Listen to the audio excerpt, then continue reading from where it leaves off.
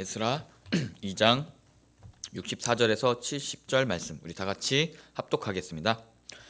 온 회중의 합계가 42,360명이요 그 외에 남종과 여종이 7,337명이요 노래하는 남녀가 200명이요 말이 736이요 노새가 245요 낙타가 435요 나귀가 6,720이었더라. 어떤 족장들이 예루살렘에 있는 여호와의 성전터에 이르러 하나님의 전을 그곳에 다시 건축하려고 예물을 기쁘게 드리되 힘 잘하는 대로 공사하는 금고에 드리니 금이 6만 1,000다리기요 은이 5,000마네요 제사장의 옷이 100벌이었더라. 이에 제사장들과 레위인들과 백성 몇과 노래하는 자들과 문지기들과 니드닙 사람들이 각자의 성읍에 살았고 이스라엘 무리도 각자의 성읍에 살았더라. 아멘. 오늘 에스라서를 보면서 또 새로운 시작을 우리가 보게 됩니다. 이스라엘이 포로로 잡혀가 있었고 그 상황에서 하나님의 은혜로 귀환할 수 있는 어떠한 기회를 얻게 되었습니다. 그러한 기회를 얻게 되면서 그것에 반응했던 많은 이스라엘의 사람들의 이야기가 바로 에스라 2장에 담겨 있습니다. 참 앞으로 나서는 사람은 참 중요한 것 같습니다. 제가 정치적인 얘기를 하고 싶은 게 아니라 대한민국을 세운 선구자들에 대한 우리나라에서도 작은 논쟁이 있습니다.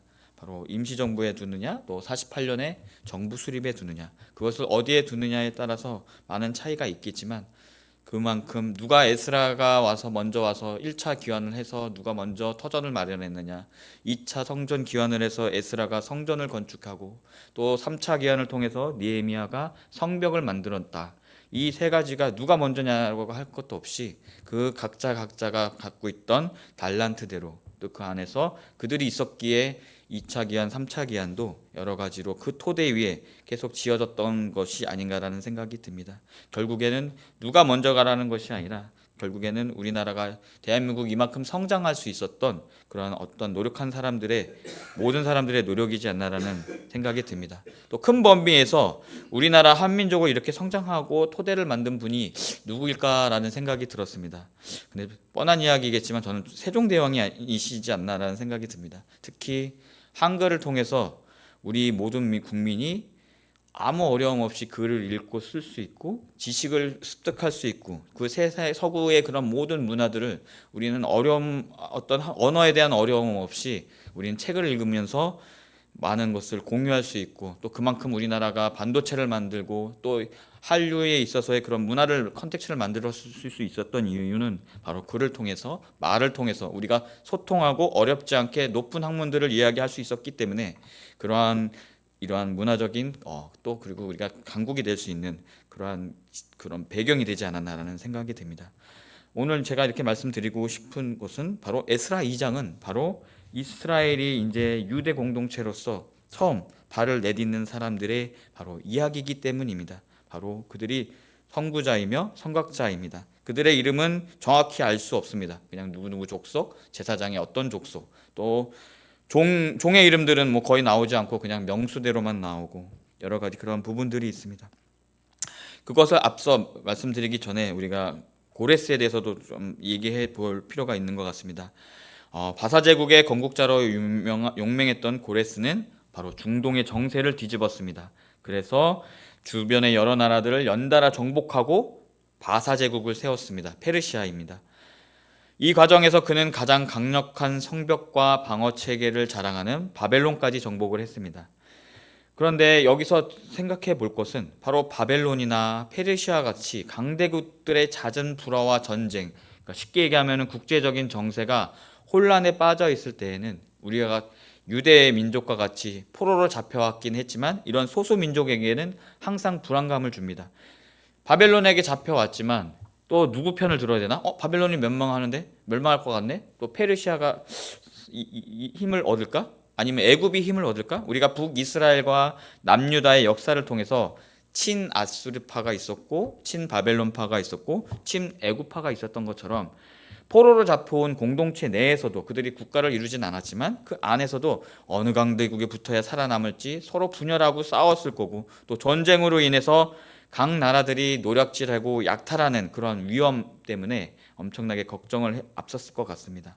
아마도 당시 유대 민족은 자신들이 기환하게 될 거라고 전혀 예상하지 못했을 것 같습니다. 비록 성경에 이사야서에 예언이 되었었지만 지금 현실에서의 상황, 그들이 닥쳐있는 현실에서의 상황은 엄청나게 어렵고 혼란스럽고 누가 왕이 될지도 모르는 그런 상황에서 내가 언제 이스라엘 땅으로 귀환하게 될 가능성이 전혀 보이지 않았을 것입니다. 그러나 하나님의 은혜는 참 놀라운 것 같습니다. 바로 고레스가 주변 나라들을 차례로 정복하고 제국의 최강의 제국인 바벨론도 정복했던 그 당시 유리없던 큰 제국을 건설했는데, 고레스의 얘기는 거기서 끝이 나지 않습니다. 바로 고레스가 장인인 다리오를 왕으로, 바벨론 왕으로 세웠다고 합니다. 그리고 2년 후에 다리오가 죽자 고레스 자신이 바벨론을 직접 통치했고, 그 통치하는 동안 다니엘을 만났다라는 것이 학설이 있습니다. 전에 우리 담임 목사님께서 얘기하셨던 부분인데, 바로 그 다니엘을 불러서 바벨론을 통치하는 데 필요한 조언을 듣고자 했습니다. 80세가 넘는 다니엘은 고레스 왕 앞에서 나올 때 이사야 두루마리 성경을 갖고 와서 다니엘서에 기록된 이사야서 44장과 45장까지의 두루마리를 쭉 펴서 읽어주었다고 했습니다.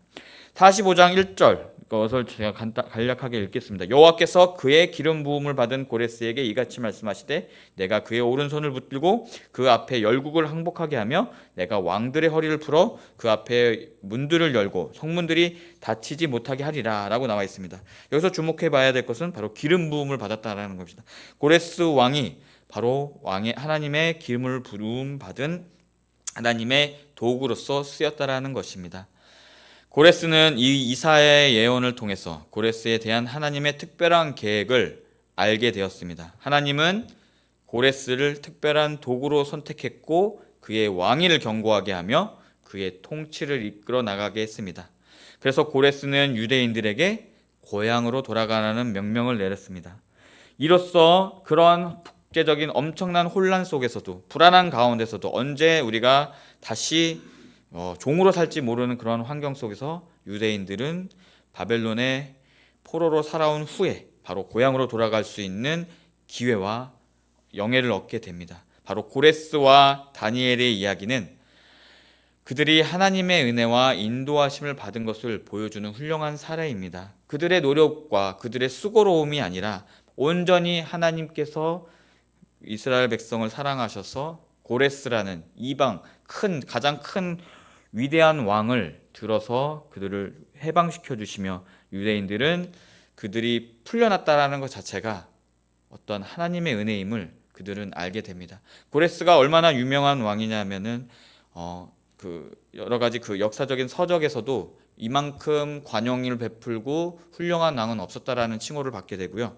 그리고 또 나중에 군주론을 썼던 마키아벨리가 자신의 힘으로 왕이 됐던 첫 번째 사례를 바로 이 고레스 왕으로 칭할 정도로 되게 위대한 왕이었고 그만큼 덕치를 했던 왕이었던 것입니다.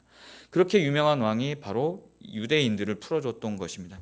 하나님이 위대하느냐, 바벨론 왕이 위대하냐의 그런 어떠한 그런 높낮이에 있어서 우리 성경을 통해서 우리는 하나님이 고레스라는 도구를 사용하여서 유대인들을 살려주셨다라는 그러한 것을 우리는 성경을 통해서 알 수가 있습니다. 그렇다면은 이러한 이야기들은 나머지 유대인들은 어떠했을까요? 전 본문에서 나왔던 것처럼 감동되었다라고 합니다. 그렇지만 이것은 단순한 감동이 아니었습니다. 유대인들은 고향으로 돌아가기 위한 기다림과 열망이 있었습니다.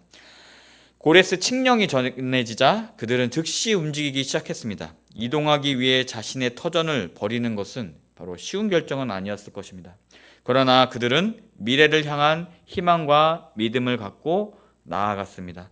바로 에스라 2장은 그들의 일사불란한 앞으로 고향으로 가면서 성전을 건축하기 위한 그러한 목표 설정에 있어서 일사불란한 모습과 행동 등을 보여줍니다.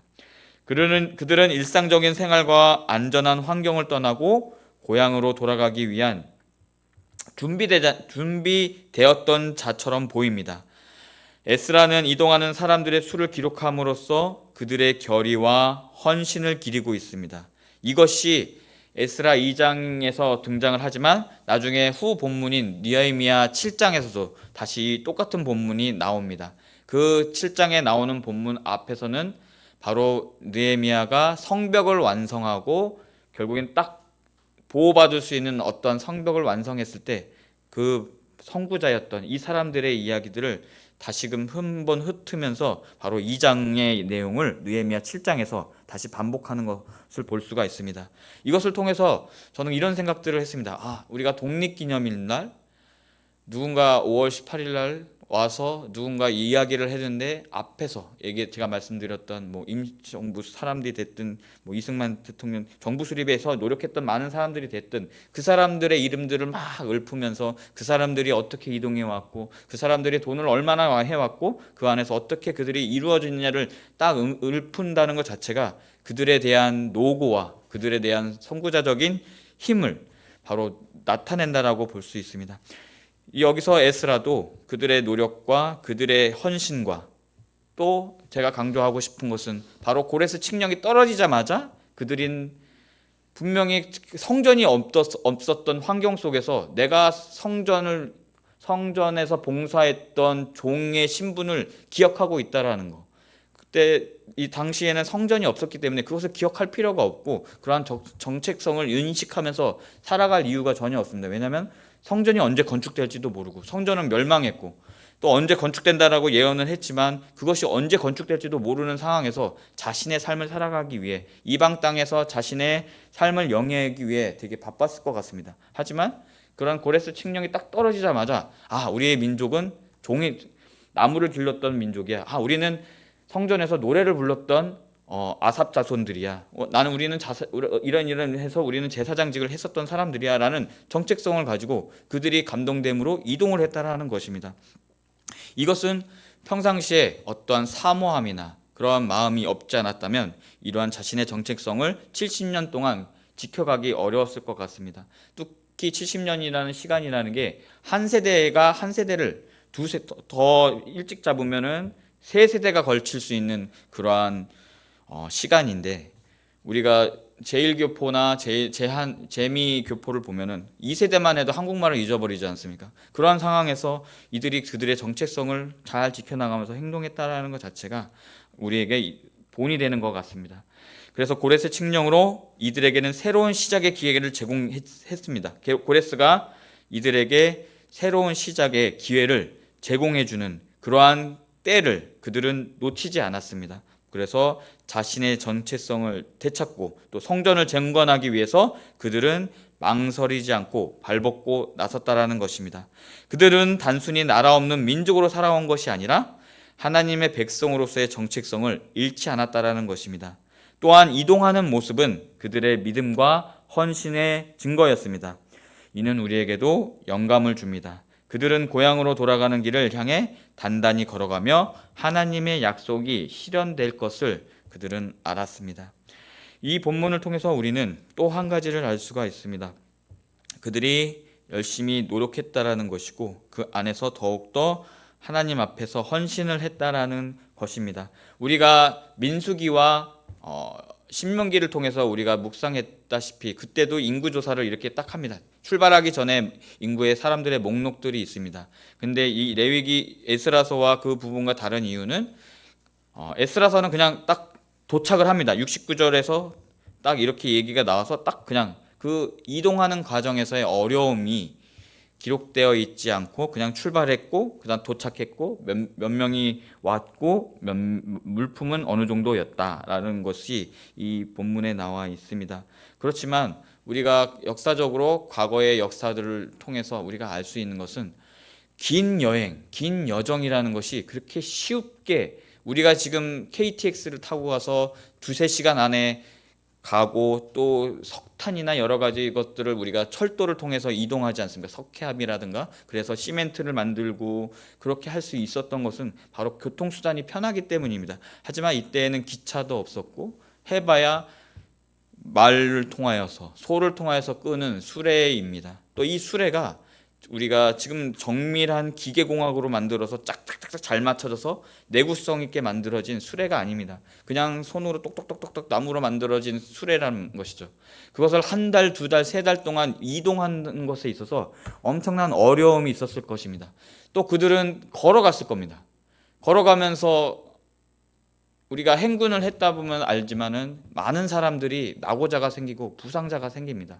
특히 저는 다큐멘터리로 들었지만 미국에서 인디안 원주민들을 이제 내쫓기 위해서 여기서부터 여기까지 이동하는 가운데 그들을 감시하면서 그냥 걸어가게 했는데 그때 어마어마하게 많은 사람들이 죽었다고 합니다. 그만큼 어디서 어디로 간다라는 것은 보통 일이 아닙니다. 그것도 음식을 먹고 마시고 하는 것 또한 그것도 되게 중요하지만 또 아무리 페르시아라는 강대국의 보호 아래 이동을 했다 할지라도 분명히 도적들이 노리고 있었을 겁니다. 약한 부분들을 노리고 약탈을 했습니다. 그러한 기록들이 전혀 남아있지는 않지만 우리는 예상해 볼 수 있습니다. 이게 쉬운 결정은 아니었을 거다. 만약 내가 떠난다고 할지라도 그 걸어가는 예정은 엄청나게 힘들었을 것입니다. 그런데 여기서는 기록되어 있지 않은 것이 참 아쉽지만 우리가 69절을 보면서 한번 읽어보겠습니다. 자, 힘 잘하는 대로 공사는 금고에 드리며 금이 6만 다락이요 은이 5천만에요 제사장의 옷이 100벌이었더라. 또 68절에서는 어떤 족장들이 예루살렘에 있는 여호와의 성전터에 이르되 하나님의 전을 그곳에 다시 건축하려고 예물을 기쁘게 드리되라고 나와 있습니다. 힘 잘하는 대로, 참 이 단어가 여러 가지로 표현될 수 있겠지만 이 힘 잘하는 대로가 노력하다라는 뜻을 갖고 있습니다. 카하흐에서 파생된 부사라고 합니다. 이것은 자신이 바칠 수 있는 최대한의 분량만큼을 우리가 공사하는데, 그러니까 성전을 짓기 위한 공사하는 자금으로 금고에 들였다라는 뜻입니다. 여기서 공사하는 금고 또한 봉사하다, 공급하다라는 뜻으로서 우리가 일이나 사업, 수고와 부를 통합니다. 이 여러 가지 그런 부를 상징하는 여러 가지 뜻이 있습니다. 개역 개정에서는 금고라는 이 표현이 개역 한글에서는 곡간이라는 표현으로 쓰입니다. 즉 공사하는 금고는 좀 약간 번역이 이상하긴 하지만 성전 건축 사업의 수행을 위해 필요한 재화를 모아두는 창고의 의미라고 볼 수 있습니다. 그리고 70절에서 나와 있습니다. 이에 제사장들과 네이 사람들과 백성 몇과 노래하는 자들과 문지기들과 느디님 사람들이 각자의 성읍에 살았고 이스라엘 무리도 각자의 성읍에 살았다라고 나와 있습니다. 참 저는 70절을 보면서 아까 이동하면서의 그 어려움과 그 노고와 수고로움이 그냥 70절을 하나에서 그냥 딱 끝나버리는 것이 참 신기했고, 특히 각자의 성읍에서 살았다. 각자의 성읍에서 살았다. 제사장들, 레위 사람들, 백성 몇 노래하는 자들, 문지기들, 느미디 사람들이 각자의 성읍에서 살았다라는 이 문구를 통해서 제가 느낀 묵상은 그냥 자신의 삶, 자신의 능력, 자신의 자격, 자신의 정체성, 자신이 갖고 있는 어떠한 그 분량 그대로 이 모든 이동을 감당하고 그 안에서 자신의 맺혀져 있는 책임만, 내가 하고 할 수 있는 그 책임만 다 하고 결국엔 마지막에 각자의 삶에서 각자의 성읍을 살았다라는 것이, 저는 이게 각자의 그런 어떤 노력들과 수고로움을 잘 감당했다라는 뜻으로 보입니다. 그러면서 70절에 담긴 그들의 수고로움, 그들의 역할들이 얼마나 화려하게 표현될 수도 있었겠지만 각자의 성읍에 그냥 묵묵하게 자신의 삶을 감당하며 자신의 사명을 감당하며 살았다는 뜻으로 보일 수 있습니다. 에스라 2장은 바벨론에서 예루살렘으로 돌아온 이스라엘 백성의 명단을 기록한 구절입니다.